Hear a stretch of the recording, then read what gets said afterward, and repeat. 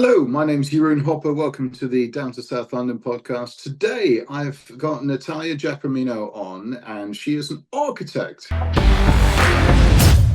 helping to add value to property through clever design and redevelopment. So, Natalia, welcome on board today, and why don't you introduce yourself to everyone? Good morning. Thank you, Jeroen, for inviting me. I'm Natalia Giacomino from Natalia Giacomino Architects and Partners, and we focus mainly in residential. And we work from concept up to constructions because our partners, we have different skills and they're complementary. And what is good on us that we can follow the project from start up to the end. And of course, we do the feasibility study, concept, planning application, building regulations, tender packages, and then we deal also with all the contractors. And we work also in conservation area, and yeah, this is us. That's awesome. So, so the podcast is mainly about residential investing and adding value to property, obviously, to make some kind of viable return. What angle do you employ as an architect to help a homeowner get an uplift in the value in their home? So, generally, first of all, we really interested in the client. So, if the client, and we customized, and our design is tailored on the client needs. So there are clients that they want to buy the property and resell it, and there are other buyers that they want to live within the house and the property. So it's a different approach. And then we listen what they want, and then we help them to focus on their goals, basically. And we help to maximize the space and to make it as much as functional, but also pleasant to live. And also in terms of sustainability, choose the right material and maximize the light, because we all know that, especially in London, most of the property are very narrow and they're really dark, aren't they? And dark. And for us, we know that it's really important to live in a space where it's bright, because it brings like joy, and it has to be pleasant to live within. Yeah, definitely.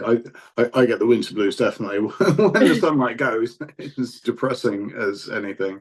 Okay, so you're saying there's like a trade-off, a balancing act, as it were, between maximizing the value and maximizing the livability.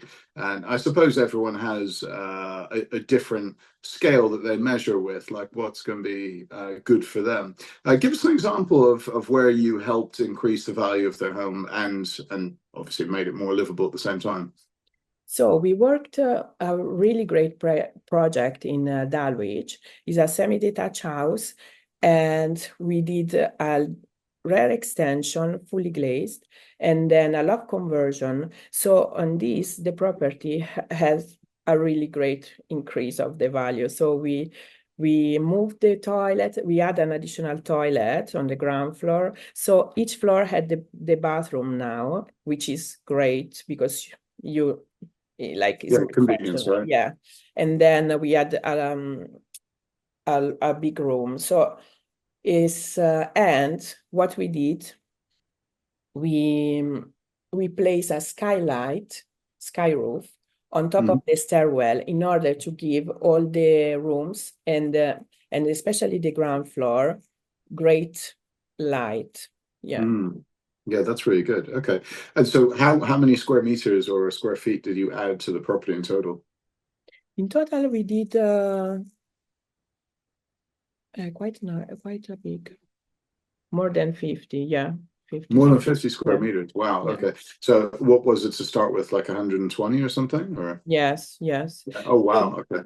Basically, what it was good on this project is it was that we had we were in conservation area, so we had some limitations.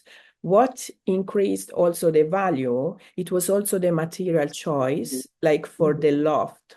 We used the zinc, and because the letting management, they had some requirements, and that also is very, first of all, aesthetically nicer, and also has sustainable also the details that we provide has to be like very high-end.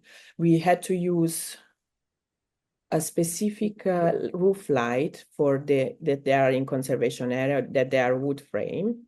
And then it's all additional prices, but that they basically implemented, and they give the opportunity to the client to increase the rent on that because the value is higher. So you have a return. Yeah, This was a rental property. This wasn't one that they lived in. exactly. Ah, wow. But Okay. So still really good, like high-end finishing. Yeah, yeah. So I'm presuming this was let to a family or something. This wouldn't have been like your exactly. average Yes, share. with a big family. Okay. And instead, we had another experience with a flat. And it's also in a conservation area, and it's in Kensington. On this one, the property increased the value, I believe, more than 25%, maybe 50% in terms of price, because we had an additional room and additional bathroom. And the client asked also to have, okay, the utility room, because we are in conservation area, a listed building. So we had a lot of constraint, especially structural, because it was a 7th-floor building, and we are in the ground floor. So you had to support all the other flats, Of basically course, above. yeah. And we wanted to have an open kitchen and living room. You have the fire regulation on board that you had to be, so without having the sprinklers that they are generally mandatory, depend on how many square meters, which level you are. We had to use a fire-rated entrance. Like, we had to use a lot of details that they need to be supportive on and compliance with the fire regulations first. But also we increased the value on the flat, because we had timber engineer floor. Also, all the details, they were really good. We had to adjust only, and we could touch only the partition wall, because the structural work, there would have been like, in terms of price of working and return on the value, it wouldn't had the Wouldn't have right worked out. balance. Yeah, You find that a lot, don't you? I mean, some people, they want to do a basement conversion, but it makes no sense to do that in Croydon, whereas in Kensington, that would make perfect sense, wouldn't it? exactly. You need to be really careful and study the area, because it's very crucial, because you might end up, let's say, in Hernhill to do a basement, 70,000, but the value of the room is like 50. So it's like, it doesn't make any There's no sense. point. If you do However, in you got to weigh Fulham, that up between doing that or buying another property, and then you've got the stamp duty and the agency fees and the removal costs involved as well. So then that becomes an issue too. Which at the moment, I think with stamp duty the way it is, that it's gone up recently, a lot more people will be spending more on building work and clever design work to improve their own home, as opposed to moving house, because it's just not that simple anymore, is it? exactly. But also because they're gonna be there is a European and worldwide plan that is in 2050 to make everything sustainable, and London and UK needs to keep up on that. You need to make everything work. So there's gonna be a lot of also What, like child labor? refurbishing. Huh? Do we send children out to work as well? Child labor? We I'm, need I'm I'm all for that. Get everyone working.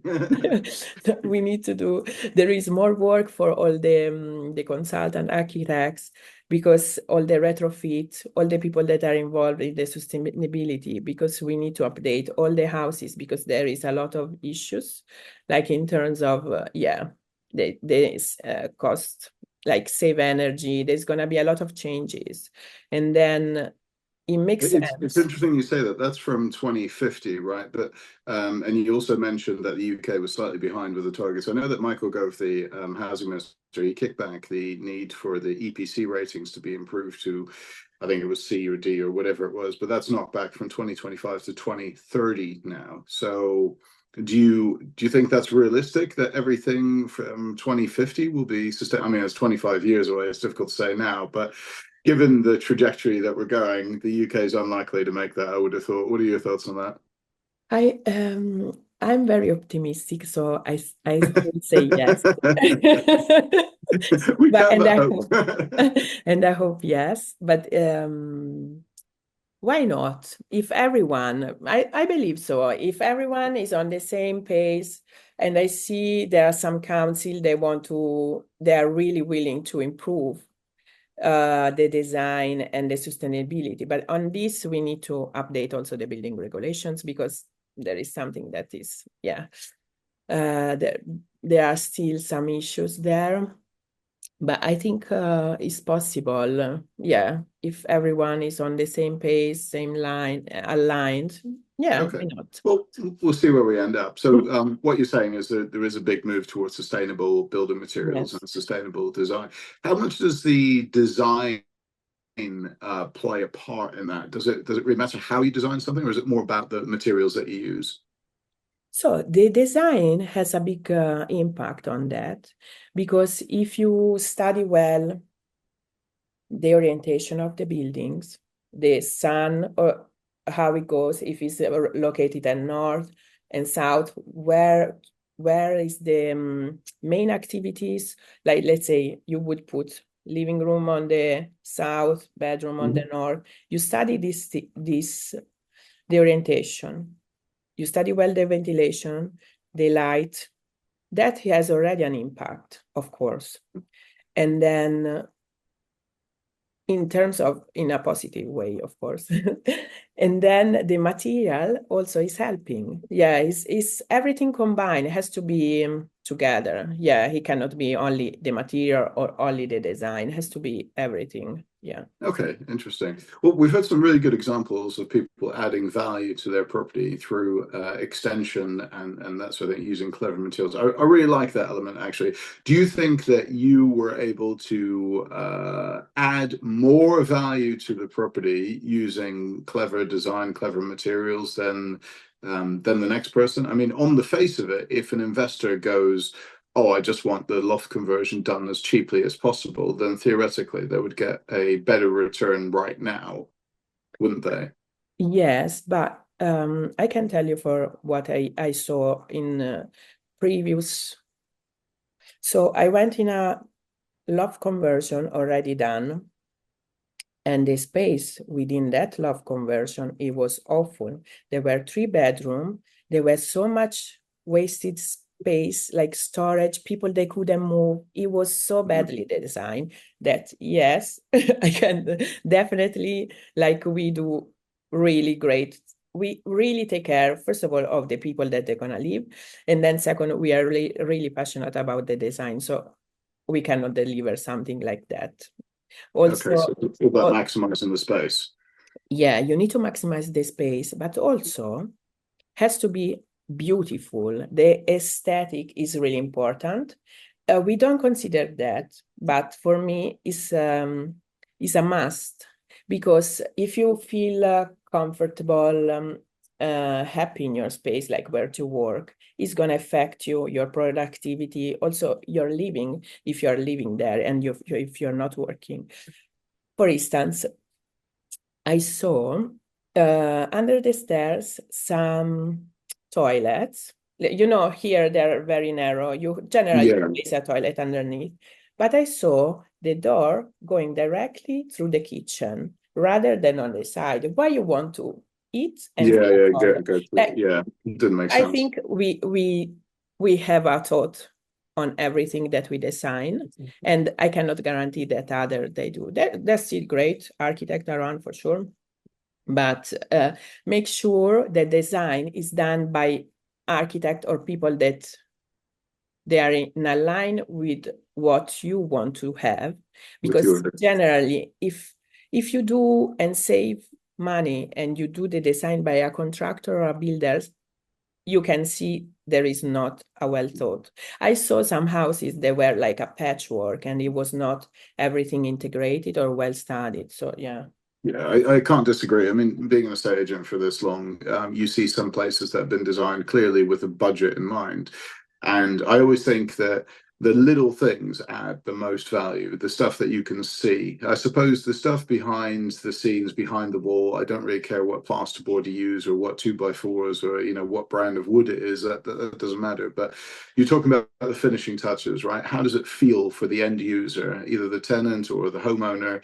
Like, what do they see? What do they feel? I think Yeah. that's gold. And you create that by maximizing the space, and that's a So good value add. what I could recommend to the people, if you want to save, I would rather save in the finishing or like paintings or like furnitures, because that one Mm. you can upgrade in several years. Yeah, you But can't the redo the loft design, cupboards, can you you? can redo it again. So rather spend a bit more on the design, and then the finishing, you can redo it afterwards. That's is a Totally. Yeah. different, yeah.